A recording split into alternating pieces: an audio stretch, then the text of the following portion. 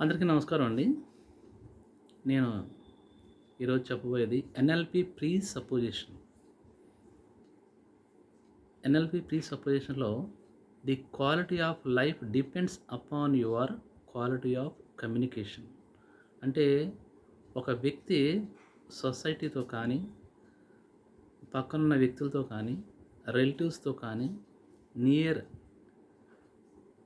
ఎవరైనా ఉంటే వాళ్ళతో కానీ ఏ విధంగా కమ్యూనికేట్ అవుతున్నాడో అతని యొక్క క్వాలిటీ ఆఫ్ లైఫ్ దాని మీద ఆధారపడి ఉంటుందండి.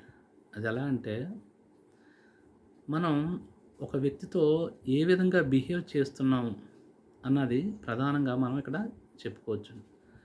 నీ బిహేవియర్ ఏ విధంగా ఉంటే నీకు వచ్చే రెస్పాన్స్ కూడా అదే విధంగా ఉంటుంది. మీ బిహేవియర్ రూఢీగా ఉందనుకోండి, మిమ్మల్ని ఎవరు లైక్ చేయరు.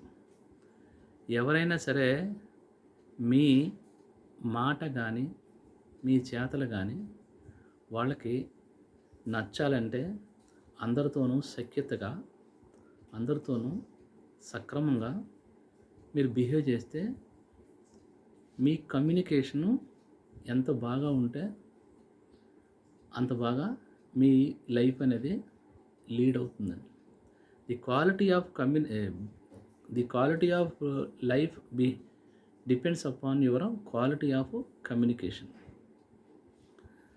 అని మనం చెప్పొచ్చండి. అంటే ఎంత క్వాలిటీగా బతకాలంటే అంత క్వాలిటీగా మనం కమ్యూనికేట్ చేయాలండి.